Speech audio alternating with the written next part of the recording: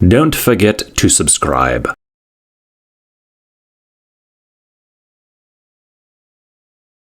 மகிமையின் வாசல் சபை வழங்கும் மகிமையின் நேரம். தேவ வசனத்தின் ஆவிக்குரிய கருத்தாளமிக்க தேவனுடைய வார்த்தையை கேட்டு கர்த்தருக்குள் வளருங்கள், ஆசீர்வதிக்கப்படுங்கள். இச்செய்தினை உங்களுக்கு வழங்குபவர் மகிமையின் வாசல் சபையினுடைய போதகர் பாஸ்டர் சங்கர் அவர்கள். கர்த்தர் தாமே உங்களை ஆசீர்வதிப்பாராக. தேவதூதர்களை பற்றி இன்னைக்கு நம்ம சில காரியங்களை பார்க்க போகிறோம். அப்போ தேவனுடைய தூதர்கள் நமக்காக இருக்கிறாங்கன்னு வேதம் சொல்லுது. இதில் ஏசாயாவின் புஸ்தகத்துக்கு திரும்புவோம். ஏசாயா 6ஆம் அதிகாரம் 1ஆம் வசனம். ஊசியா ராஜா மரணம் அடைந்த வருஷத்தில் ஆண்டவர் உயரமும் உன்னதமான சிங்காசனத்தின் மேல் வீற்றிருக்க கண்டேன். அவருடைய வஸ்திர தொங்கல் தேவாலயம் நிறைந்தது. சேராபீன்கள் அவருக்கு மேலாக நின்றார்கள். அவர்களில் எல்லாம் சேர்ந்து வாசிப்போம். அவர்கள் ஒவ்வொருவனுக்கும் அவ்வாறு செட்டைகள் இருந்தன. அவனவன் 2 செட்டைகளால் தன் முகத்தை மூடி, 2 செட்டைகளால் தன் கால்களை மூடி, 2 செட்டைகளால் பறந்து ஒருவரை ஒருவர் நோக்கி, சேனைகளின் கர்த்தர் பரிசுத்தர் பரிசுத்தர், பூமி அனைத்தும் அவருடைய மகிமையால் நிறைந்திருக்கிறது என்று கூப்பிட்டு சொன்னார். இங்கே ஒரு குரூப் ஆஃப் தூதர்களுக்கு பேரை பார்க்குறோம். அவர்களுக்கு சேராபீன்கள் என்று அர்த்தம். இந்த தூதர்கள் ஒருபொழுதும் உன்னதமான மகிமையை விட்டு பூமிக்கு வந்ததாக வேதத்தில் இங்கு ஆதாரம் கிடையாது. இவங்க ஒன்லி அந்த தேவனுடைய சமூகத்தில் அந்த மகிமையை சுமந்து மகிமையில் மேல் நின்று இரவும் பகலும் தேவனுடைய நாமத்தை சொல்லுகிறவர்கள். பரிசுத்தர் பரிசுத்தர்னு அவருடைய நாமத்தை சொல்லுகிறவர்கள். இவங்களுக்கு பேர் வேதத்திலே பரிசுத்தாவின்னு சொல்லியிருக்கிறாரு, சேராபீன்கள். இவங்க ஒரு நாளும் ஒருபொழுதும் மனிதனோடு மனிதனுக்கு சேவை செய்ததாக வசனங்கள் இல்லை. அவங்க பரலோகத்தில் இருக்காங்க. பிதாவகிய சமூகத்தில், குமாரனாகிய இயேசு கிறிஸ்துவினுடைய சமூகத்தில் அவர்கள் வாசம் செய்கிறார்கள். அவர்களுக்கு 6 செட்டைகள் இருக்கிறது என்று சொல்லப்பட்டிருக்கிறது. இந்த பக்கம் 3 செட்டை, இந்த பக்கம் 3 செட்டை, மொத்தம் 6 செட்டைகள், 6 சிறகுகள் அந்த இருக்கிறது போல் அவருக்கு 6 செட்டைகள் இருக்குது. இவர்களுக்கு சேராபீன்கள் என்று பேர். சரி, இன்னொரு வசனத்தை வாசிக்கலாம். எசேக்கியலின் புஸ்தகம் இந்த 10ஆம் அதிகாரம் முழுவதும் வாசிங்க, வீட்டில் போய் வாசிங்க. எசேக்கியலில் அங்கே இருக்கிறவங்களுக்கு பேர் கேருபீன்கள். இதை நம்ம இமேஜின், இந்த கேருபீன்கள் எப்படி இருக்கிறார்கள் என்பது நம்ம புத்திக்கு எட்டாது. அவர்களுக்கு சக்கரம் இருக்குதுன்றாரு, உள்ளும் புறமும் கண்கள் இருக்குதுன்னு சொல்கிறாரு. பரலோகம் அது அவர் பரலோகத்தில் இருக்கிற அந்த ஸ்பிரிச்சுவல் பீயிங், ஆவிக்குரிய தூதர்கள். அவர்கள் உள்ளும் புறமும் செட்டைகள் இருக்கிறது. செட்டைகளுக்கு உள்ளும் புறமும் கண்கள் நிறைந்திருக்கிறது, சக்கரங்கள் இருக்கிறது, அது முன்னும் பின்னும் சுழலுகிறது என்றுலாம் சொல்கிறாங்க. அதை நம்ம கற்பனைக்குள்ளே கொண்டு வர்றது, நம்ம அதை தியானித்து நம்முடைய கற்பனைக்குள் கொண்டு வருவது ஆவியானவர் உதவி செய்யணும். இந்த கேருபீன்களும் அங்கு தேவ சமூகத்தில் இருக்கிறார்கள். இவைகள் மேல் தேவனுடைய மகிமை தங்கி இருக்கிறது. இந்த கேருபீன்கள் மேலே தேவனுடைய சிங்காசனம் இருக்கிறது. அந்த சிங்காசனத்தில் தேவன் அமர்ந்திருக்கிறார். அவைகள் அந்த கேருபீன்கள், அந்த சக்கரங்களுக்கு மத்தியிலே அக்கினி இருக்கிறது என்று சொல்லி நான் சொல்லப்பட்டிருக்கிறது. இவைகள் கேருபீன்கள். இந்த சேருபீன்களும் கேருபீன்களும் தேவனுடைய சமூகத்தில் இருக்கிறவைகள். இந்த கேருபீன்களும் சேருபீன்களும் ஒரு நாளும் மனிதனுக்கு பணிவிடை செய்யும்படி தேவன் அனுப்பினதாக வேதத்தில் எழுதப்படவில்லை. அவங்க கேருபீன்கள் சேராபீன்கள். நம்ம பாடலையா, கேருபீன்கள் சேருமன்கள் உண்மை என்ன செய்து போயாமல் போற்றி துதிக்குது, பாடுது, புகழ்கிறார்கள். அவர்கள் கேருபீன்கள் சேராபீன்கள் என்று அழைக்கப்படுகிறார். சரி, இவைகள் ஒரு வகையான ஏஞ்சல்ஸ், தூதர்கள். சரி, 2வது ஒரு தூதன் இருந்தான். அவன் பேர் என்ன சொல்லப்பட்டிருக்கிறது? எசேக்கியலின் தீர்க்கதரிசன புஸ்தகத்துக்கு போவோம். 28ஆம் அதிகாரம், எசேக்கியேல் 28 14, 28:14 வாசிப்போமா? நீ காப்பாற்றுகிறதற்காக அபிஷேகம் பண்ணப்பட்ட கேருப். 1000 பேர் கேருப். இவன் ஒரு தூதனாக இருந்தான், சரிங்களா? இவன் ஒரு கேட்டகரியான தூதனாக இருந்தான். இவனை பற்றி நான் ஏன் வேணும்னு சொல்கிறேன்னா, இந்த எசேக்கியேல் 28 ஏசாயா 14 கொஞ்சம் உங்களுக்கு தெரிஞ்சிருக்கிற வாய்ப்பு இருக்குது. ஏசாயா 14 இவன் ஒரு கேருப். இவன் அனாய்டட். ஸோ அனாய்டட்னா வல்லமை நிறைந்த ஒரு தூதன், சரிங்களா? ஏசாயா தீர்க்கதரிசன புஸ்தகத்துக்கு போவோம், 14ஆம் அதிகாரத்திற்கு போவோம். 11 முதல் 15 வசனங்கள். உன் ஆடம்பரமும் உன் வாத்தியங்களின் முழக்கமும் பாதாளத்திலே. இவனுக்கு வாத்தியங்கள்லாம் கொடுக்கப்பட்டிருக்கிறது, சரிங்களா? அப்போ அவன் இசைக்கிறான். அவன்கிட்ட என்ன இருந்தது? கீத வாக்கியங்கள் இருந்தது. அவன் என்ன பாருங்க, 11, உன் ஆடம்பரமும் உன் வாத்தியங்களின் முழக்கமும் பாதாளத்தில் தள்ளுண்டு போயிற்று. எல்லாம் என்னச்சு? வாத்திய முழக்கங்கள் என்ன போயிடுச்சு? பாதாளத்துக்கு போயிடுச்சு. புழுக்களே உன் படுக்கை, பூச்சிகளே உன் போர்வை, அதிகாலையின் மகனாகிய விடிவெள்ளியே, நீ வானத்திலிருந்து ஜாதிகளை ஈனப்படுத்தினவனே, நீ தரையிலே விழவிட்டாயே, நான் வானத்துக்கு ஏறுவேன், தேவனுடைய நட்சத்திரங்களுக்கு மேலாக என் சிங்காசனத்தை உயர்த்துவேன், வடபுறங்களில் உள்ள ஆராதனை கூடத்தில் பர்வதத்தில் வீற்றிருப்பேன் என்றும், நான் மேகங்களுக்கு மேலாக உன்னதங்களுக்கு ஏறுவேன், உன்னதமானவருக்கு ஒப்பாவேன் என்றும் நீ உன் இருதயத்தில் சொன்னாயே. ஆனாலும் நீ என்னது வாசிங்க? என்னது? அகாதமான பாதாளத்தில் தள்ளும். பூமி உண்டாக்க பூமி மனிதன் உண்டாக்க பூமியில் பூமி செம்மையாக இருந்துச்சு. அதாவது நம்ம ஆதியாம் 1ஆம் வசனத்தில் வாசிக்கும் போது பூமி ஆனது ஒழுங்கின்மையும் வெறுமையுமாக இருந்துன்னு வாசிக்கணும் இல்லையா? அதுக்கு முன்னால் பூமி எப்படி இருந்துச்சுன்னா, நீங்கள் ரொம்ப பியூட்டிஃபுல்லாக இருந்துச்சு. எல்லா மரங்கள் இருந்தது, பறவைகள் இருந்தது, எல்லாம் மிச்சான மனுஷன் கிடையாது. ரொம்ப அழகாக அந்த முழு பூமி சிருஷ்டிக்கப்பட்டிருந்துச்சு. அந்த ஆழத்தின் மேல் இருள் இருந்தது, பூமி ஒழுங்கின்மையும் வெறுமையுமாக இருந்தது என்று சொல்லப்படுகிற வார்த்தைக்கு முன்னால் பூமியை கர்த்தர் அவ்வளவு அற்புதமாக சிருஷ்டித்து வச்சிருந்தார். இந்த பரலோகத்தில் உன்னதத்தில் இருந்த அந்த கேருப் என்கிறவன் என்ன செஞ்சான்னு கேட்டிங்கன்னா, அவன் அங்கே அவன் நிறையா குற்றங்களை. ஸோ ஸ்பிரிட் வேர்ல்டில் அந்த தூதன் அந்த கேருப் என்கிற அழைக்கப்பட்ட அந்த லூசிபர் என்ன செஞ்சான்? தன் இருதயத்தில் பெருமை உடையவனானான். அவன் இருதயத்தில் சொன்னான், தேவனுக்கு சமமாவேன்னு சொன்னான். அப்படி சொல்லும்போது தேவன் அவனை தேவ தூதர்களை கொண்டு அவனை தள்ளினார். அவனை பூமி உன்னதத்திலிருந்து தள்ளும்போது பாருங்க, அவனுடைய கிரீடம் அவனை விட்டு எடுக்கப்பட்டது, அவனுடைய பட்டயம் அவனை விட்டு எடுக்கப்பட்டது. அவன்கிட்ட பட்டயம் கிடையாது, இப்போது அவனுக்கு கிரீடமும் கிடையாது. அவன் ரொம்ப, நீங்கள் அந்த வாசை பார்த்தீங்கன்னா, அவன் அப்போ வைடூரியங்களினால் அவன் அலங்கரிக்கப்பட்டிருந்தான். ஒரு சில பரிசுத்தவான்கள் சொல்லுகிறார்கள், அவன் பரலோகத்தில் இறக்கைகளை விரிக்கும் போது அவன் பாடுகிற பாடலுக்கு, தேவனை புகழ்ந்து பாடுகிற பாடல்களுக்கு ஏற்றார் போல இசைகள் அவனுடைய இறகுகளிலிருந்து வெளிப்படும். அவன் அங்கே விழும்பொழுது பாருங்க, இந்த தேங்க்யூ ஜீசஸ், அந்த அங்கேருந்து விழுகிற பொழுது பிசாசானவன் வெரி கேர்ஃபுல். தேவனுடைய அபிஷேகத்தின் கீழே நம்ம இந்த வசனத்தை கேட்குறோம், கர்த்தருக்கு மகிமை உண்டாகட்டும். அவன் அங்கேருந்து கீழே விழுகிற பொழுது என்ன சம்பவித்தது என்று சொன்னால், அவன் அப்படியே நம்முடைய ரூபம் எப்படி மாமிச சரீரம், அந்த பாவ சரீரம் மறுரூபமாக்கப்பட போகிறதோ அதுபோல் அந்த மகிமையில் இருந்த அவன் வேறு ஒரு ரூபத்திற்குள்ளாக வந்தான். அப்படியே அவனுடைய எல்லாம் போயிடுச்சு. நன்மையாக இருந்து தீமையாக மாறிடுச்சு. நல்லவனாக இருந்தவன் திருடனாக மாறிட்டான், கொலை செய்யாதவன் கொலைகாரனாக மாறிட்டான், பொய் சொல்லாதவன் பொய் சொல்கிறவனாக மாறிட்டான். அப்படி அவனுடைய தன்மை அப்படி மாறினவுடனே அவன் கீழே தள்ளப்படுறான். அவன் தள்ளப்படும் போது எங்கே விழுந்தான்னு கேட்டிங்கன்னா, ஸோ செகண்ட் ஹெவனில் பல தூதர்கள் அங்கே விழுந்தார்கள். பின்பு பூமியின் தண்ணீர் இல்லைங்களா, தண்ணிக்கு கீழே அந்த வாட்டர் இருக்கு இல்லைங்களா, அந்த வாட்டருக்கு கீழே அகலமான பாதாளத்தில் போய் அந்த தண்ணிக்கு கீழே போய் ஒழிஞ்சிக்கிட்டான், தண்ணிக்கு அடியில் போய் ஒழிஞ்சிட்டான்.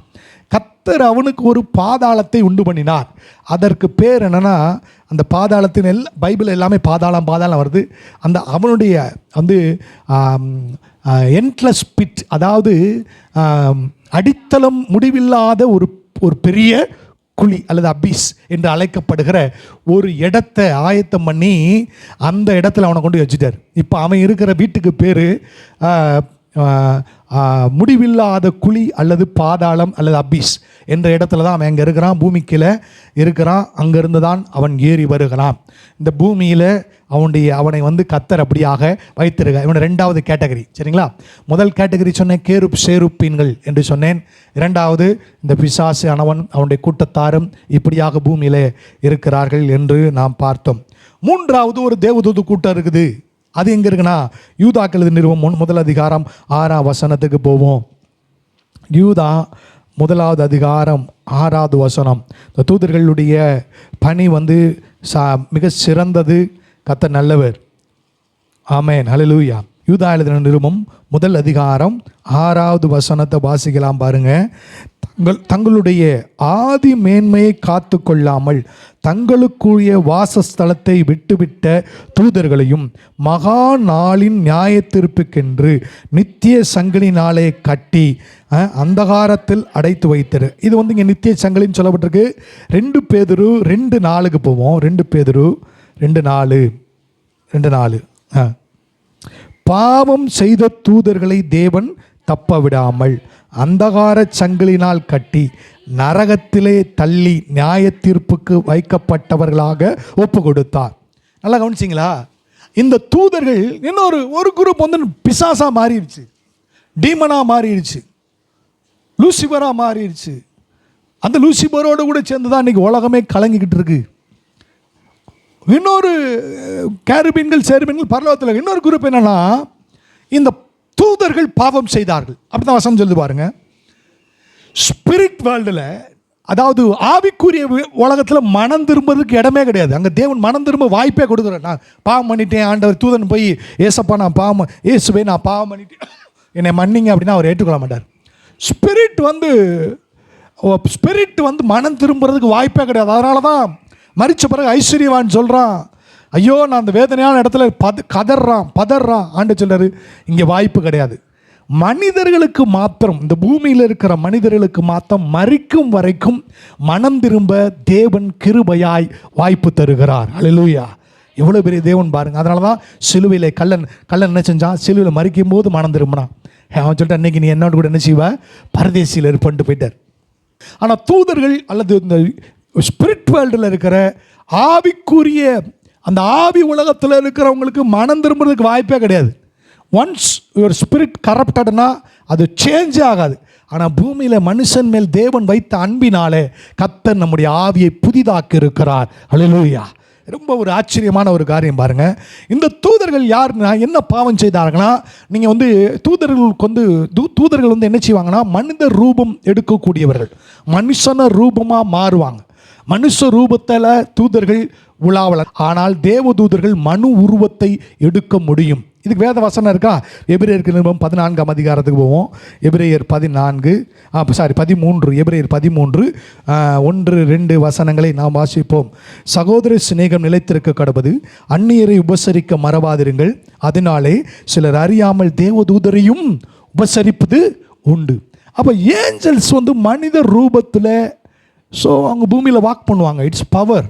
கர்த்தருடைய ஏசப்பாவுடைய அனுமதியின்படி தூதர்கள் மனு உருவம் கொண்டு இந்த பூமியிலே உலாவுவார்கள். ஏசு ஆண்டவருக்கு மகிமை உண்டாகட்டும். அப்படி தான் வேதம் சொல்லுது. அப்போது இந்த நான் யூதா 1:6 அப்புறம் 2 பேதுரு 2:4 இருக்கிற தூதர்கள் என்ன செஞ்சாங்க? ஆதியாம் புஸ்தகம் 6ஆம் அதிகாரத்தில் நோவா காலத்தில் அந்த தூதர்கள் மனு உருவு கொண்டு பூமியில் இறங்கி செய்யத்தகாத பாவங்களை அவர்கள் செய்தார்கள். நீங்கள் வீட்டில் போய் வாசிக்கோங்க, இல்லைங்களா? ஆதியாம் புஸ்தகம் 6ஆம் அதிகாரத்தில் அவர்கள் அந்த பாவங்களை செய்யும்போது தேவன் அந்த தூதர்களை சங்கிலினாலே கட்டி அவர்களை இங்கேயும் பாதாளம் சொல்லியிருக்கு. ஆனால் பிசாசுகள் இருக்கிற இடத்துல இவங்க இல்லை. இவங்க டேட்ரூஸ் என்று சொல்லப்பட்ட இன்னொரு இடத்துல அடைக்கப்பட்டிருக்கிறாங்க. அதாவது நிறைய கேபின்ஸ் வச்சுருக்காரு பூமி கீழே. நிறையா பெரிய பெரிய அறைகள் இருக்கிறது. அந்த அறைகளுக்கு பேர், ஒன்றுக்கு பேர் அபீஸ், இன்னொன்றுக்கு பேர் அபீஸ் எல்லாம் பிசாசுகள் இருக்குது, அந்த பாதாளத்தில் இருக்குது. இந்த இடத்துக்கு பேர் டாட்ரூஸ் என்ன சொல்லப்படுகிற ஒரு இடத்துல இவைகளெல்லாம் கட்டப்பட்டிருக்காள். ஒன்று நான் உங்களுக்கு சொல்கிறேன், ஒரு மகிழ்ச்சியான செய்தி சொல்கிறேன். இந்த தேவதூதர்களை நீங்கள் நியாயம் தீர்க்க போகிறீர்கள். அல்லேலூயா. நெசமா தாங்க வசனம் இருக்கா? ஆமாம், கொரிந்தியரில் வாசிச்சு பாருங்க. தேவ தூதர்களையும் நாம் நியாயம் தீர்ப்போம் என்று அறியீர்களான்னு.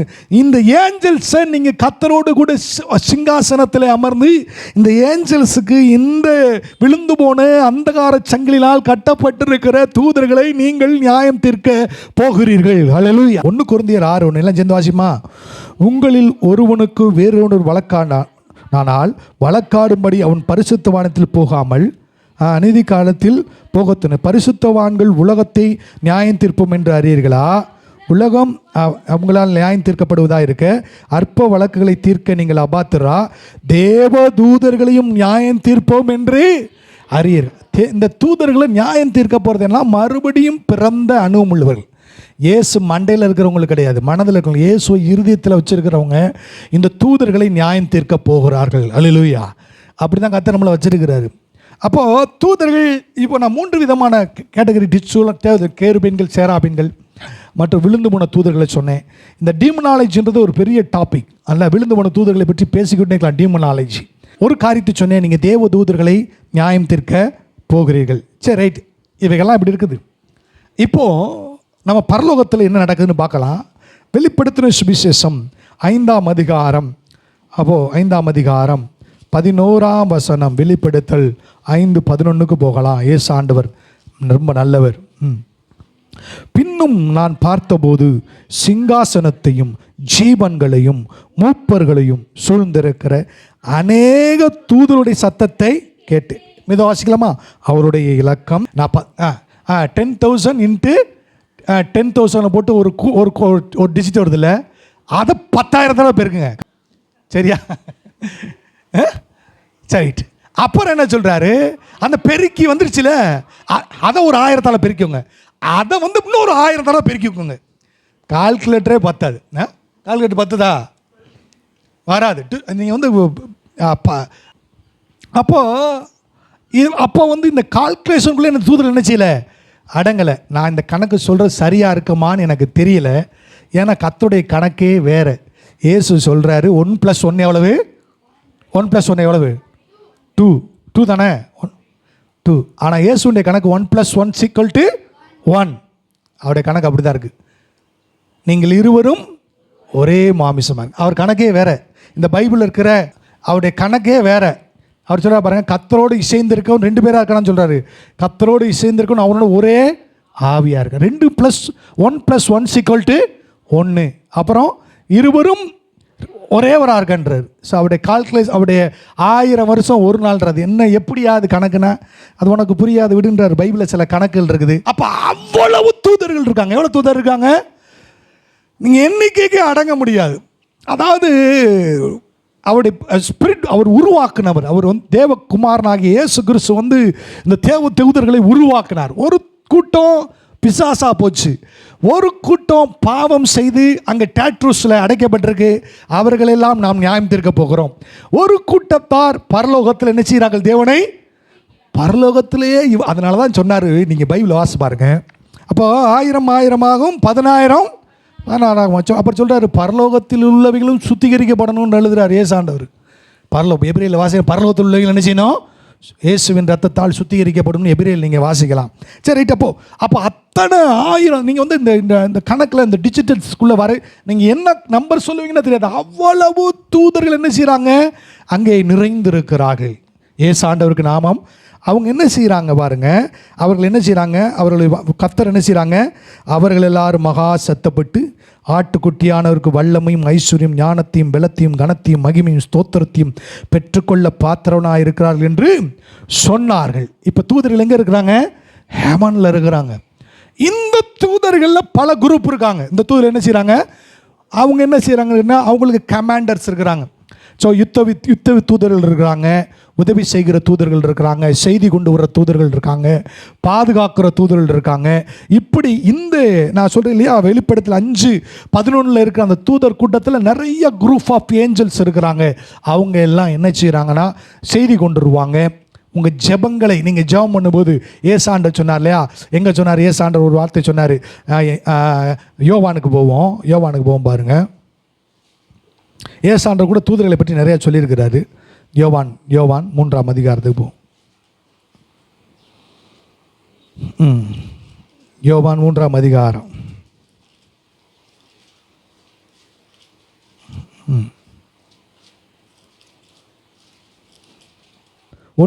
யோவான் 1ஆம் அதிகாரம் 51. பின்பு அவர் அவனை நோக்கி, வானம் திறந்திருக்கிறதையும் தேவதூதர்கள் மனுஷகுமாரத்திலிருந்து ஏறுகிறதையும் இறங்குறதையும் இது முதல் காண்பு. மனுஷகுமாரத்தில் இறங்குறவரும் ஏறுறது தான் வேதம் சொல்லணும். ஆனால் என்ன சொல்கிறார், மனுஷகுமாரத்திலிருந்து ஏறுகிறவர்களாகவும் இறங்குறவர்களாகவும் இது முதல் நீங்கள் காண்பீர்கள் என்று மெய்யாகவே. அப்போ தேவதூதர்களை ஏசப்பான்னு சொல்கிறாங்க. ரைட். அப்போ தூதர்கள்ன்றவங்க நீங்கள் விசுவாசிக்கலையோ எப்பொழுதெல்லாம் நீங்கள் பிசாசை பற்றி பேச ஆரம்பிச்சிங்க அல்லது பிசாசை பற்றி நீங்கள் கமெண்ட் பண்ணுறீங்க அப்படின்னா எண்ணி நிறைந்த தூதர்கள் உங்கள் சார்பிலே இறங்குவார்கள். ஹல்லேலூயா. இதெல்லாம் எப்படி பாசம் நடக்கிறது? சரி, அதெல்லாம் பார்க்கலாம், சொல்கிறேன், கொஞ்சம் கொஞ்சமாக கடந்து போகலாம். கர்த்தர் நல்லவர். அப்போ இங்கே இந்த தூதர்கள் யார்? இப்போ நான் அந்த கேட்டகரி சொல்ல போகிறேன். தூதர்கள்ன்றவங்க பிதாவாகி தேவன் இருக்காரு, அவருக்கு சமமாய் கர்த்தராக இயேசு கிறிஸ்து இருக்கிறாரு, அவருக்கு சமமாய் பரிசுத்த ஆவியானவர் இருக்கிறாரு. இவங்க தான் உன்னதத்தில் இருக்கிறவங்க. அவங்களுக்கு ரெண்டாவது இருக்கிறவங்க யாரு? ரெண்டாவது இடத்துல இருக்கிறவங்க யாரு? தேவனுக்கு அடுத்த ரெண்டாவது இடத்தில் இருக்கிறவர்கள் யார்? நம்ம தான் ரெண்டாவது இடத்துல இருக்கோம். அதாவது ஆதாமுடைய வீழ்ச்சியின் நாட்களில் தேவன், அப்புறம் பிசாசு, அப்புறம் தூதர்கள், அப்புறம் மிருகம், அப்புறம் இயற்கை. சரிங்களா? அப்படி இருந்துச்சு. அதாவது தேவன் ரெண்டாவது பிளேஸில் பிசாசு இருந்தான். பிளேஸில் பிசாசு, பின்பு தூதர்கள் அவ்வளோ இதாகிட்டாங்க. தூதர்கள், அப்புறம் மிருகம், இயற்கை, மனிதன். இயற்கை கூட மனிதனை ஆண்டு கொண்டது. ஆனால் இயேசு கிறிஸ்து உயிர் தெழுந்த பின்பு ரட்சிக்கப்பட்ட நான் எங்கே இருக்கேன்னு கேட்டீங்கன்னா, பிதாவாகிய தேவன், கர்த்தராகிய இயேசு கிறிஸ்து, பரிசுத்த ஆவியான ரெண்டாவது பிளேஸில் நான் இருக்கிறேன். ஹல்லேலூயா. எனக்கு கீழே தூதர்கள் இருக்கிறார்கள், அதற்கு கீழே இயற்கை இருக்கிறது, இயற்கைக்கு கீழே மிருகங்கள் இருக்கிறது, மிருகங்களுக்கு கீழே பிசாசு இருக்கிறான். நல்லா புரிஞ்சுக்கிட்டீங்களா? மிருகத்துக்கு கீழே போயிட்டாமே. அப்படிதான் தேவன் அதை மாற்றி விட்டார். கர்த்தருக்கு ஸ்தோத்திரம். அப்போ தூதர்கள் யாருன்னா உங்களுக்கு கீழே. சொல்லும், தூதர்கள் எனக்கு கீழே. நல்லா சத்தமாக சொல்லும், தூதர்கள் எனக்கு கீழே, உங்களுக்கு கீழே தான். ஏன்னு கேட்டால் தூதர்கள் ஒரு நாளும் போய் தேவனை அப்பான்னு சொல்ல முடியாது, பிதாவேன்னு சொல்ல முடியாது. ஆனால் நீங்கள் போய் தேவனை அப்பான்னு சொல்லலாம். ஹல்லேலூயா. அவர் உங்களை முழு இருதயத்தோடு மகனே என்று அழைப்பார். ஹல்லேலூயா. மகளே என்று அழைப்பார். ஹல்லேலூயா. ஆனால் ஒரு தூதனை பார்த்து கூட மகனேன்னு அவர் சொல்லவே மாட்டார், சொல்ல போகிறதில்லை. ஹல்லேலூயா. ஒரு கேருபினை சேருவினை பார்த்து மகனே மகளேன்னு சொல்ல போகிறதே கிடையாது. ஆனால் உங்களை என்னையும் பார்த்து தேவன் மகனே மகளே என்று அழைப்பார். ஹல்லேலூயா. தேவ சத்தத்தை நீங்கள் கேட்டிருந்தீங்கன்னா, தேவன் உங்களிடத்தில் பேசும்போது எப்படி ஆரம்பிப்பார் கேட்டிங்கன்னா, பழைய ஏற்பாட்டில் பேர் சொல்லி கூப்பிட்டாரு. கர்த்தருக்கு ஸ்தோத்திரம். புதிய ஏற்பாட்டில் நீங்கள் கர்த்தருடைய சத்தத்தை கேட்பீர்களானால், வானம் திறந்து உங்களுக்கு சத்தம் கேட்குமானால், அவர் எப்படி அழைப்பார்னா, என் மகனே என்று தான் முதலாவது அழைப்பார். ஹல்லேலூயா. ரெண்டாவது இல்லைன்னா என் மகளே அப்படின்னு தான் மற்ற காரியத்தை பேசுவார். ஆமேன். அப்படிப்பட்ட அன்புள்ள தெய்வத்தை நாம் ஆராதிக்கிறோம். ஆமேன். அப்போது இந்த தூதர்கள் நமக்கு கீழே, நல்லா புரிஞ்சுக்கோ, தூதர்கள் நமக்கு கீழாக இருக்கிறார்கள். இந்த தூதர்களுக்கு நான் என்ன பேர் சொல்லுவேன் அப்படின்னு சொன்னால், இந்த தூதர்கள்லாம் என்ன அர்த்தம் அப்படின்னு நீங்கள் கேட்டிங்கன்னா, தூதர்களுக்கு அர்த்தம் வேணும்ல. அவர்கள் பணிவிடை ஆவிகள். சொல்லுவோம், அவர்கள் பணிவிடை ஆவிகள். எபிரேயர் 1:4 போகலாம். எபிரேயர் 1:4 போகலாம். எபிரேயர் 1:4. எபிரேயர் 1:4 போகலாம். 1:14. எபிரேயர் 1 ரட்சிப்பை சுதந்தரிக்க போகல் நிமித்தமாக ஊழியம் செய்யும்படிக்கு அவர்களெல்லாம் அனுப்பப்படும் பணிவிடை ஆவிகள். Spirit being. அவங்க சில நேரம் அவங்க மனு உருவெடுக்கலாம். ஓகே, தேவனுடைய சித்தத்தின்படி, தேவனுடைய நியமத்தின்படி அவர்கள் மனு உருவெடுத்து உங்களோட பயணிக்கலாம், உங்களை பாதுகாக்கலாம், உங்கள் வீட்டுக்கு விசிட் பண்ணலாம். அது சில எக்ஸ்பீரியன்ஸ் சொல்கிறாங்க. கர்த்தருக்கு மகிமை உண்டாவதாக. பாருங்க, அவங்க ஸ்பிரிட் பீயிங். இவங்க அவங்களுக்குன்னு செல்ஃப் வில் இருக்குது. ஆனால் அந்த வில் அவங்க சுய சித்தம் இருக்குது. அந்த சுய சித்தத்தின்படி செயல்பட மாட்டாங்க. தேவன் என்ன சொல்லுகிறாரோ அதன்படி செய்வார். சுய சித்தத்தின்படி செயல்பட்டவங்க தான் லூசிபர் அவனுடைய கூட்டத்தாரும் அந்த டேட்டூஸில் அடைக்கப்பட்டிருக்க ஆதியாகமம் 6ஆம் அதிகாரத்தில் விழுந்து போன தேவதூதர்கள், இப்போ இருக்கிற தூதர்கள், தங்களை காத்து கொண்ட தேவதூதர்கள். அல்லேலூயா. இவங்க யாருன்னா தேவனுடைய பணிவிடை ஆவிகள், ஸ்பிரிட் பீயிங். அப்போ நீங்கள் இந்த தூதர்கள் எல்லாம் உங்களுக்கு கொடுக்கப்பட்டிருக்காங்களான்னு கேட்டிங்கன்னா, ஒரு சிலர் சொல்கிறாங்க தேவதூதர்கள் 2 பேர் கொடுக்கப்பட்டிருக்கிறாங்க அப்படின்றாங்க. ஒரு சிலர் ஒருத்தருக்கும் 2 பேர். அதுக்கு சில வசனங்களை காண்பிக்கிறார்கள். நான் என்ன விசுவாசிக்கிறேன்னா, எனக்கும் உங்களுக்கும் எண்ணிறைந்த தூதர்கள் உங்களை சூழ பாதுகாக்கிறார்கள். அல்லேலூயா. எண்ணிறைந்த தூதர்கள் வரும். அவங்க உருவின பட்டயத்தோடு இருக்கிறாங்க. அவங்க உங்களை பாதுகாக்கிற பணியில் அவர்கள் ஈடுபடுகிறார்கள். பலவிதமான பணிவிடைகளை உங்களுக்கு அவர்கள் செய்கிறார்கள். அல்லேலூயா. இந்த குட்டி பிள்ளைகள்லாம் இருக்காங்க, அவங்களுக்கும் தேவதூதர்கள் இருக்கிறார்கள். அல்லேலூயா. அவர்களுக்கும் எண்ணு நிறைந்த தூதர்கள் இருக்கிறார்கள். எண்ணு நிறைந்த தூதர்கள் அவர்களை பாதுகாக்கிறார்கள். அவங்கள தேவனுடைய சித்தத்தின்படி சில நன்மைகளை அவர்கள் வாழ்க்கையிலேயே தேவதூதர்கள் செய்கிறார்கள். அப்போது தேவதூதர்கள் இருக்காங்களா? இருக்கிறாங்க. மினிஸ்ட்ரி ஏஞ்சல்ஸ் இருக்கிறாங்க. இயேசு ஆண்டவருக்கு மகிமை உண்டாகட்டும். சரி, இதெல்லாம் நம்ம அடிப்படையாக கற்றுட்டோம். இப்போது சில முக்கியமான காரியங்களுக்குள் நாம் கடந்து போகலாம். 2 பேதுரு 2:11 இந்த தேவதூதர்களை பற்றி பார்ப்போம். இந்த தேவதூதர்களை பற்றி என்ன சொல்லுதுன்னு பார்ப்போம். 2 பேதுரு புஸ்தகம் 2ஆம் அதிகாரம் 11வது வசனத்திற்குள்ளாய் கடந்து போவோம். வாசிக்கலாமா? அதிக பலனையும் வல்லமையும் உடைய தேவதூதர். அவங்க யாரு? அதிக பலன் உள்ளவர்கள், வல்லமை உடையவர்கள். தேவன் அவர்களுக்கு நல்ல பலனையும் வல்லமையும் தூதர்களுக்கு கொடுத்துருக்கார். தூதர்கள் நீங்கள் சாதாரணமாக நினச்சிக்கிறாங்க. அப்போ தூதர்கள் எப்படிப்பட்டவங்க கேட்டிங்கன்னா, பலனும் வல்லமையும்.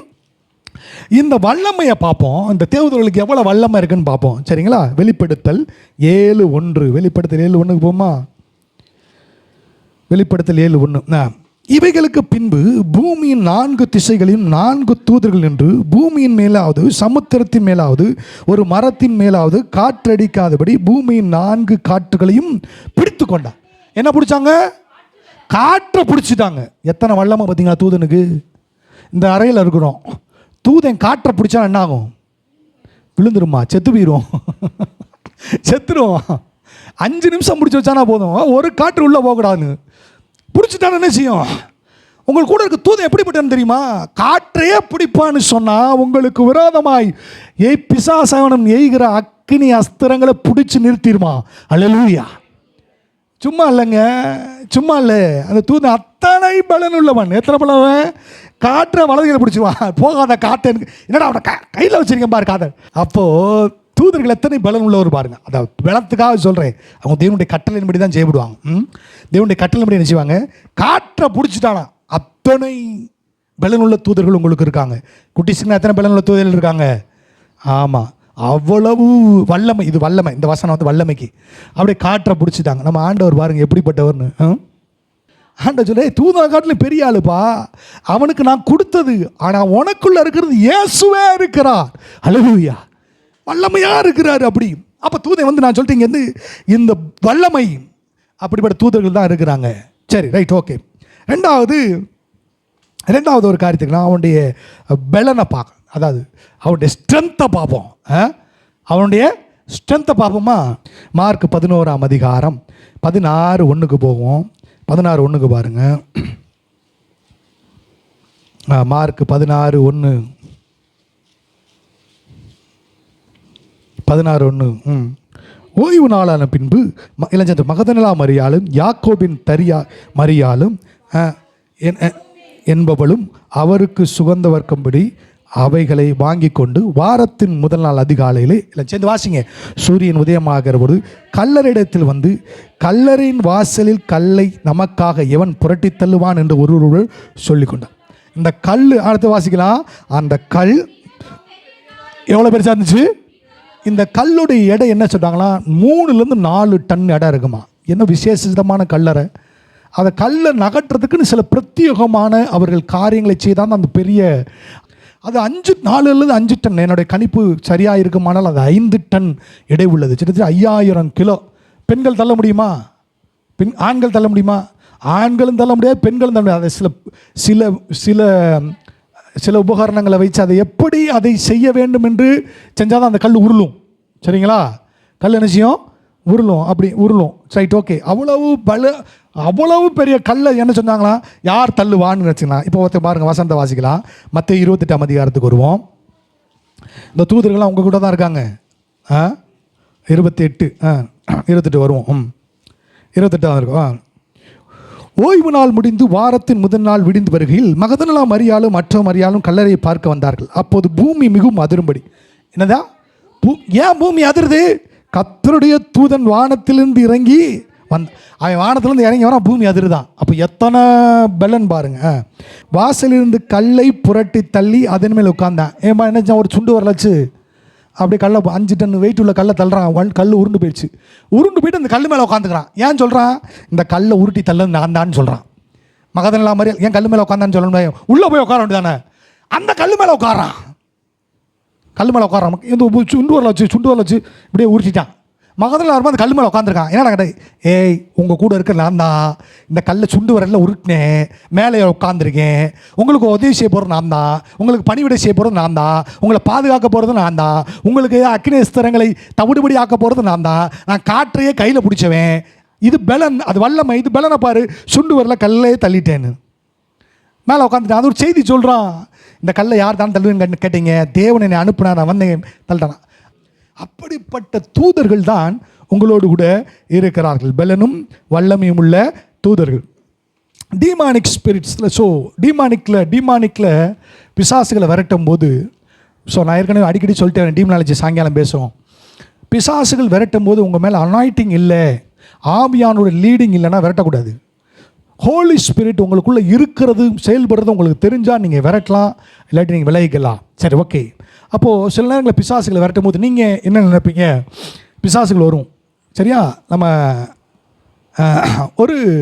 நான் யாரையும் குறைச்சி சொல்லலை, ஒரு பிசாசு பிடிச்சவங்க வர்றாங்கன்னு வச்சுக்கோங்க. பிசாசு பொசஸ் பண்ணப்பட்டிருக்கான். அவன் நெகட்டிவாக அவனுக்கு என்ன செய்யிருக்குது? எனர்ஜி இருக்கும். நான் பவர்னு சொல்ல மாட்டேன், எனர்ஜி இருக்கும். அதை என்ன செய்வான்னு கேட்டிங்கன்னா, தேவனுடைய வல்லம் என்ன செய்யினா இந்த மைக்குக்கு கரண்ட் கொடுக்கும். பிசாசுடைய நெகட்டிவ் எனர்ஜி இருந்துச்சுன்னா கரண்ட்டை கட் பண்ணிடும். சரிங்களா? அவன் அப்படி தான் வேலை செய்வான். அவன் வேலையாக தான். சரி, ரைட். அப்படி பிசாசு பிடிச்சவங்களை விரட்டும் போது, பிசாசை விரட்டுறதுக்கு என் மேலே அனாயிட்டிங் வந்துருச்சுன்னு வச்சுக்கோங்களேன். நான் பிசாசை விரட்ட ஆயத்தமாயிட்டேன், இயேசுவின் நாமத்தை சொல்ல போகிறேன் அப்படின்னு நீங்கள் ஆரம்பிச்சிட்டா, நான் இயேசுவின் நாமத்தை சொல்கிறதுக்கு முன்பாகவே இந்த அனாயிட்டிங் கீழே எண்ணிக்கை கடங்காத தூதர்கள் இந்த இடம் முழுவதும் நிரம்பி விடுவார்கள். நல்லா புரிஞ்சுக்கோங்க. புழுங்கினோடனே அவங்க என்ன செய்வாங்க தெரியுமா? அவங்க அந்த பிசாசை சங்கிலியால் கட்டிடுவாங்க. பைண்ட் பண்ணிடுவாங்க. நான் விரட்டுறதுக்கு முன்னாலே அவனை பைண்ட் பண்ணிடுவாங்க. இப்போது எனக்குள்ளே இருக்கிற அபிஷேகத்தின் வல்லம் என்ன செய்யும்? என் மேலே ஆடும். இது உங்களுக்கு தெரியாது, எனக்கு தெரியும். உள்ளே இருக்க வல்லமை சொல்லுவோம், நீ ரைட் சைடு கையை காமின்னு. நான் பிசாசு பிடிச்சவங்க பார்த்து கையை காட்டினேன்னா அது பிசாசு பிடிச்ச முடியாது, ரைட் சைடு நகலுவாங்க. உடனே நீங்கள் நினைப்பீங்க, ஆஹா பாஸ்டருக்கு எத்தனை வல்லமை, வலது கை கிட்ட சாச்சுன்னு பிசாசு இப்படி கிருகிருங்கிட்டு போதுன்னு. அப்படி கிடையாது. தூதன் செயின் போட்டு கட்டி வச்சுருக்கான்ல, அவன் செய்வான். அந்த பாஸ்டர் கையை காமிக்கிறார், தேவ ஊழியக்காரன் கை காமிட்டார், நீங்கள் இட்டுவான்னு பஸ்டாசை சரன்னு இழுத்துட்டு போவான். இங்கிட்டு போய் பாட்டி வச்சுக்குவான் தூதன். உடனே நான் அப்படி கை காமிச்சானா பிசாசை இப்படியே செயினை கட்டிட்டு போய் இழுத்துட்டு போய் இப்படி கொண்டு போய் வச்சுக்குவான். இது என்ன நடக்குதுன்னா, அந்த டெலிவரன்ஸ் மினிஸ்ட்ரியில் ஏஞ்சல்ஸ் கூட செஞ்சு என்ன செய்வாங்க? வேலை செய்வார்கள். அல்லேலூயா. அப்போ இயேசுவின் நாமத்தை சொன்ன உடனே இந்த சரீரத்தை விட்டு அந்த அந்தகார சங்கிலியில் அந்த பிசாசு என்ன செய்வாங்க? அப்படி சங்கிலை கட்டி தூக்கி இங்கே விட்டுட்டு போயிடுவாங்களா? இங்கே விட்டுட்டு போக மாட்டேன், பாதாளத்தை கொண்டு போய் போட்டுருவாங்க. நல்லா கவனிங்க, இதுதான் தூதர்களுடைய பணி. இப்போ என்ன செய்யணும்? பின்பு அவரவர்களுக்கு வானம் திறந்திருக்கு. ஜெர்மனாக போகும்போது வானம் திறந்துருது. Right, okay. ரெண்டாவது, தேவதூதர்கள் மனுஷகுமாரனாகிய இயேசுவின் இடத்திலிருந்து, இயேசப்பா வந்துடுறார். எங்கே 2 பேர் 3 பேர் என் நாமத்திலே கூடி இருக்கல, அங்கே அவர்கள் மத்தியிலே நான் வருகிறேன் என்று சொன்ன இயேசு வந்துடுறார். வந்த உடனே பாருங்கள், தூதர்கள் அவரோடு கூட வர்றாங்க. எப்போயுமே தூதர் இயேசு வரும்போது அவருடைய தூதர்கள் வருவாங்க. பாருங்கள், இயேசு 2ஆம் வருகையில் வரும்பொழுது தூதர்கள் கடந்து வருகிறார்கள். அல்லேலூயா. அப்போ தூதர்கள் வந்துடனே ஏசப்பா நிற்கிறாரு. அந்த தூதர்கள் என்ன செய்கிறாங்க தெரியுமா? தங்கள் கைகளிலே பொற்கலசத்தை வைத்திருக்கிறார்கள். அதில் தூவ வர்க்கத்தால் நிறைத்து வைத்திருக்கிறார்கள். நீங்கள் ஜெபம் பண்ணி நல்லா என்னென்ன ஜெப குறிப்பு, என்ன ஜெபம் பண்ணுறீங்க? ஜெபம்ன்றது ஒரு பெரிய விஷயம், சரிங்களா? ஜெபம்ன்றது ஒரு பெரிய விஷயம். நீங்கள் வேண்டுதல் செய்கிறீங்க, நீங்கள் மன்றாடுறீங்க, யாருக்காவது நன்மை செய்யுங்க ஏசப்பான்னு கேட்குறீங்க, அதான் ஜெபம். அப்படின்னா நீங்கள் சொல்கிறீங்க ஏசப்பா நன்மை செய்யுங்கன்னு சொன்னோடனே அந்த தூதன் இயேசுவின் நாமத்தில் பிதாவேன்னு சொன்ன உடனே அந்த தூதன் என்ன செய்வான்? உங்கள் ஜெபத்தை காற்றை கையில் பிடிச்சா பார்த்தீங்களா? உங்கள் ஜெபத்தெல்லாம் அப்படி கையில் பிடிச்சி அந்த தூப கலசத்துக்குள்ளே உங்கள் ஜெபத்தை போட்டு இயேசுவை பார்ப்பான். ஏசுலார் அப்படின்வார். உடனே தூதன் சைன்னு எங்கே போவான்? பரலோகத்துக்கு போவான். பிதா என்னன்னு கேட்பார். ஏசு அனுப்பிச்சுட்டார். என்ன அது தூப கலசத்தில் ப்ரேயர் ஓப்பன் பண்ணு. அது தூப கலசத்தில் இருக்குல்ல, அது வந்து தூபம் வேற போடுது. ஓப்பன் பண்ணால் பிதாவாகிய தேவன் ஜெபத்தை கேட்க மாட்டார், முகருவார். உங்கள் ஜெபம் பிதாக்குள்ளே போயிடும். ஹல்லேலூயா. நின்றுக்கிட்டே இருப்பான். உடனே கேட்டால் சொல்லார், இதான் பதில். அந்த பதில் என்ன செய்வார்? மறுபடியும் அந்த பதில் எடுத்து என்ன செய்வான்? வேறொரு தூதன் வருவான். இதைத்தான் நீங்கள் வாசிக்கிறீங்க தானியேல் புஸ்தகத்தில். நான் வேண்டிக் கொண்டு இருக்கிற பொழுது, நீ வேண்ட தொடங்கின பொழுது என்ன செய்து பதில் வந்தது? தூதன் என்ன செய்தான்? பதிலை கொண்டு வந்தான். அல்லேலூயா. அப்போது இந்த தூதனுடைய ஜெபம் பண்ணுற பாருங்க. ஜெபம் பண்ண நீங்கள் கத்துட்டு என்ன கேட்குறீங்க? கத்துட்டு போய் தீமையை கேட்க போகிறீங்க. ஆண்டவரே நன்மையான செய்யணும். இயேசு நன்மை செய்கிறவர், நன்மையை கொடுக்குறாரு. பரலோகத்தில் தூதன் வர்றான் பாருங்க. வந்தும்போது நடு வானத்தில் அந்த லூசிபர் கூட்டம், பிசாசு கூட்டம்னா தேவனை தடுத்து நிறுத்த வேண்டியதில்லை. ஜெபம் பண்ண நீங்களே தேவனை தடுத்து நிறுத்திடுவீங்க. என்ன பாஸ்டர் சொல்கிறீங்க? ஆமாம், தூதர்கள் நன்மையை கொண்டு வரும்படி உள்ளே வருகிறார்கள். அவர்கள் ஏறுகிறவர்களும் உங்கள் ஜெபத்தை கொண்டு போகிறாங்க. பதில் என்ன செய்கிறாங்க? ஜெபத்தை ஒருத்தன் கொண்டு போகிறான். கொண்டு போயிட்டு இருக்கும்போது பதில் வருது. அவன் தானியலுக்கு பிசாசுகள் தடுத்துருந்துச்சு. நான் சொல்கிறேன், விசுவாசிகளே தங்களுடைய வரவேண்டிய நன்மைகளை தடுத்து போடுகிறார்கள். எப்படி தடுக்கிறாங்க? தேவதனுக்கு தடுக்கிறாங்க. நல்லா காணிங்க பாருங்க. சரி, ரைட்டு. அவர்கள் தடுத்து போடுகிறார்கள். அப்போது அதை தடுத்து போடுறாங்க. எப்படி தடுத்து போடுறாங்க அப்படின்றத எப்படி தடுத்து போடுறாங்கன்றதை நம்ம பார்க்கலாம், சரிங்களா? அப்போது இப்போது தடுத்து போடுறதுக்கு நம்ம என்ன செய்கிறோம் நன்மைகளை அப்படின்னா நல்லா கவனிங்க. இன்னொரு தேவதூதர் கூட்டம் இருக்குது, வாசிக்கலாம். எசேக்கியேல் 9:9 அதிகாரம் 2-3 வசனங்கள். எசேக்கியேல் 9:2-3 வசனங்கள். எசேக்கியேல் 9:2-3 வசனங்களை வாசிக்கலாம். அப்போது இதோ 6 புருஷர்கள் வெட்டுகிற ஆயுதங்களை தங்கள் கைகளில் பிடித்து கொண்டு வடக்கே பார்த்த உயர்ந்த வாசல் வழியிலிருந்து வந்தார்கள். அவர்களில் சணல் நூல் அங்கி தரித்து தன் அறையில் மைக்கூட்டை வைத்திருக்கிற ஒருவன் இருந்தான். நல்லா பாருங்க, இவன் யாருன்னா ஒரு ஏஞ்சல். இவன் என்னடா வேலை பார்க்குறான்னு கேட்டால், கணக்கனுடைய மைக்கூடுனா என்னது? இப்போ நீங்கள் பேனான்னு வச்சுக்கோங்களேன். பேனா, அவன் ஒரு பேனா வச்சுருந்தான். இங்கு தீராத பேனா வச்சுருக்கான் அவன். அல்லேலூயா. நான் இன்றைக்கு டிரான்ஸ்லேஷன் இங்கு தீராத பேனாவும் ஒரு தூதன் வச்சுருக்கான். அந்த நாட்கள் என்னது அப்போ நம்மளுக்கு புரியும் இல்லையா? ஒரு குடுவை, ஒரு பாட்டில் இருந்துச்சு, அதில் இங்கு இருந்துச்சு. அதை தொட்டு என்ன செய்வாங்க? அந்த எழுதுவாங்க, அந்த துருகைகள் என்று சொல்லுகிற அதில் எழுதுவாங்க அந்த தேவனுடைய இதனால். இவன் என்ன செய்யறான்? இவனும் நம்ம கூட தான் இருக்கிறான், அந்த தூதனும். ரைட்டுங்களா? நம்மளுக்கு என்ன தூதல்னு சொன்னேன்ல, பாதுகாக்கிற தூதர்கள் இருக்கிறாங்க, நன்மை செய்கிற தூதர்கள் இருக்காங்க, ஜெபம் பண்ணும்போது உங்கள் ஜெபத்தை எடுத்துகிட்டு போகிற தூதர்கள் இருக்காங்க, ஜெபத்தை கொண்டு வர தூதன். அந்த ஜெபத்தை கொண்டு வருகிற தூதனை எப்படி நிப்பாட்டுறோன்னு பாருங்கள். நம்ம நிப்பாட்டுறோம் பாருங்கள். என்ன ஒரு தேவ பிள்ளைகள் பாருங்கள். இந்த கணக்கனுடைய மைக்கூட்டை வச்சிருக்க தூதன் இருக்கான். அவன் என்னத்தில் அந்த எழுதுமா? அவன்கிட்ட ஒரு புத்தகம் இருக்குது. அந்த புத்தகத்துக்கு பக்கமே தீர்ந்து போகாது. அல்லேலூயா. எழுதிக்கிட்டே இருப்பான். என்ன எழுதுவான்? உங்களை பற்றி எழுதுவான். என்ன செய்வான்? இருக்கா? ஆமாம், நீங்கள் வெளிப்படுத்தின சுவிசேஷத்தில் நீங்கள் வாசித்து பார்த்தீங்கன்னா 20ஆம் அதிகாரம் 11-12 வசனத்தை வாசிப்போம். வெளிப்படுத்தல் 20:11-12. வெளிப்படுத்தல் 20:11-12 வாசிக்கலாம். நான் பெரிய வெள்ளை சிங்காசனத்தையும் அதன் மேல் வீற்றிருக்கையும் கண்டேன். அவருடைய சமூகத்திலிருந்து பூமியும் வானம் அகன்று போயின. அவைகளுக்கு இடங்களாகும். மரித்தோரையாகிய சிறியோரையும் பெரியும் சிறியவனும் தேவனுக்கு முன்பாக நிற்க கண்டேன். அப்போது புஸ்தகங்கள் திறக்கப்பட்டன. என்ன செஞ்சிச்சு?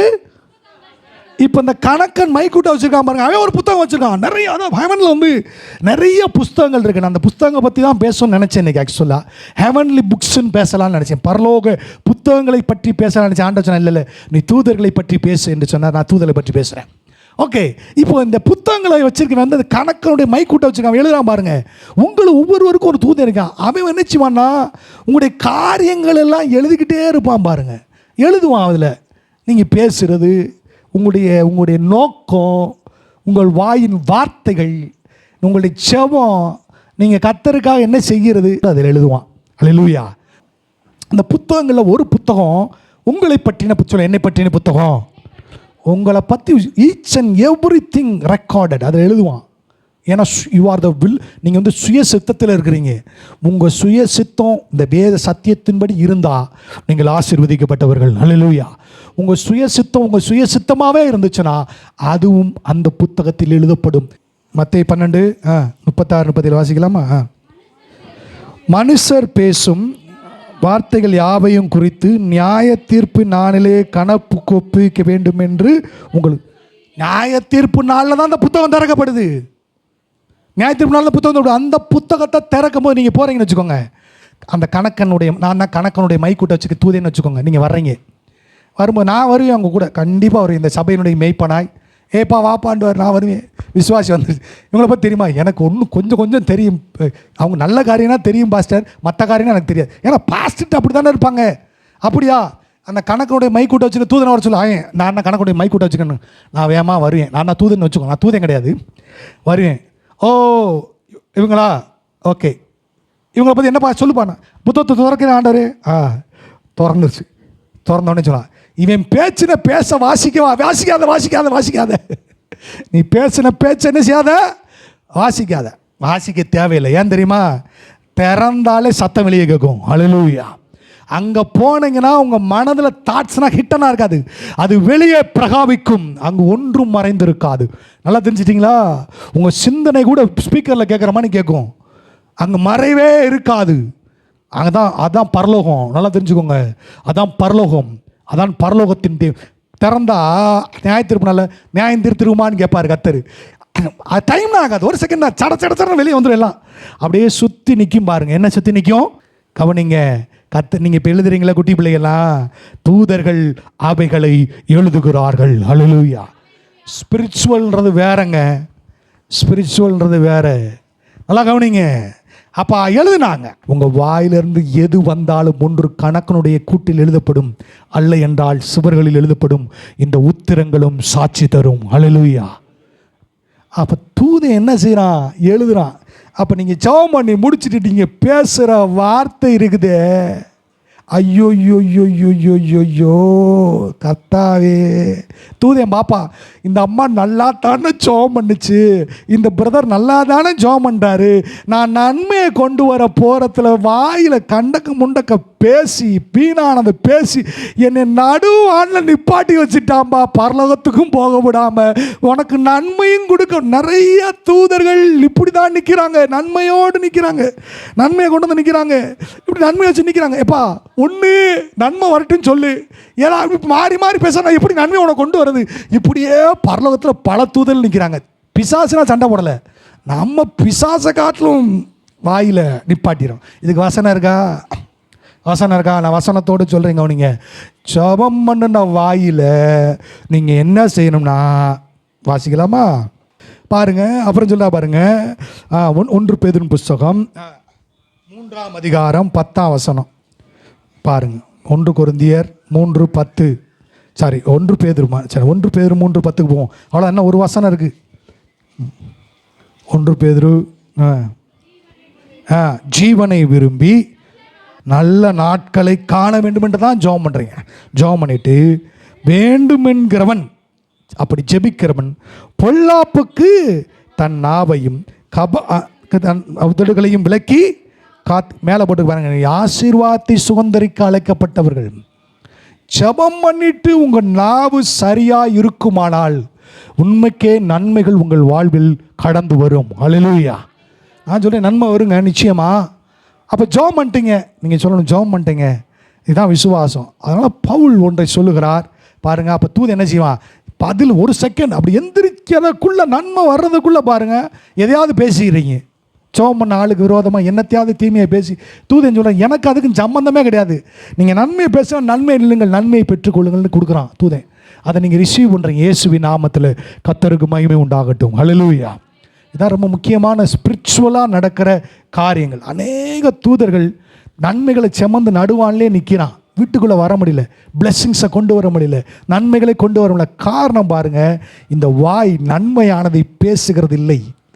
செபம் என்ற நாவில் நன்மையை பேசுறது இல்லை, நன்மையை பேசுறது இல்லை, தீமையை பேசுறது, பொல்லாப்பை பேசுறது, கபடத்தை பேசுகிறது, இல்லாததை பேசுகிறது, வேதத்துக்கு புறமானதை பேசுகிறது. இவைகள்லாம் நன்மை கொண்டது. ஆனால் பவுல் ஒரு காரியத்தை மட்டும் வாசித்து முடிக்கலாம். 1 கொரிந்தியர் புத்தகம் 2ஆம் அதிகாரம் 5ஆம் வசனம். இதை வாசித்து நான் முடிக்கிறேன். கர்த்தருக்கு ஸ்தோத்திரம். 1 கொரிந்தியர் 2:5 முடிக்கலாம். 2 கொரிந்தியர் படிக்குங்க. என் பேச்சும் சொல்லுங்க, என் பேச்சும் சொல்லுங்க, என் பேச்சும் சொல்லாமா, என் பேச்சும் என் பிரசங்கமும் மனுஷ ஞானத்துக்குரிய நயவசனிப்பாயிராமல் ஆவியினாலும் பலத்தினாலும் உறுதிப்படுத்துறது. நான் இப்படி வாசிக்கிறேன் பாருங்க. என் பேச்சு ஆவியினாலும் பலத்தினாலும் உறுதிப்படுத்தப்பட்டதா இருக்கிறது. அவன் பவுல் எப்படி ஒரு கண்ட்ரோலாக இருக்காருனா, இதுதான் இச்சை அடக்கம். இச்சை அடக்கன்றது எல்லாம் தமிழில் இச்சை அடக்கன்னு போட்டான். Self control. நான் பேசுனா கூட அது ஆவியில் இருக்குன்றான், அது ஆவியானவரால் பலப்படுத்தப்பட்டிருக்குன்றான். நான் பேசுனா கூட நீங்கள் பலப்படுவேன்றான். அவன் பேச்சே அது ஆவியினாலும் பலத்தினாலும் உறுதிப்படுத்தப்பட்டதாக இருந்தது. தேவ பிள்ளைகளை, நம்ம அப்படி பேசுவோன்னு சொன்னால் நீங்கள் என்ன ஜெபம் பண்ணாலும் ஜீவனுள்ள நாளெல்லாம் தேவதூதர்கள் உங்களுக்கு நன்மையும் கிருபையும் தொடர பண்ணுவார்கள். அல்லேலூயா. Don't forget to subscribe.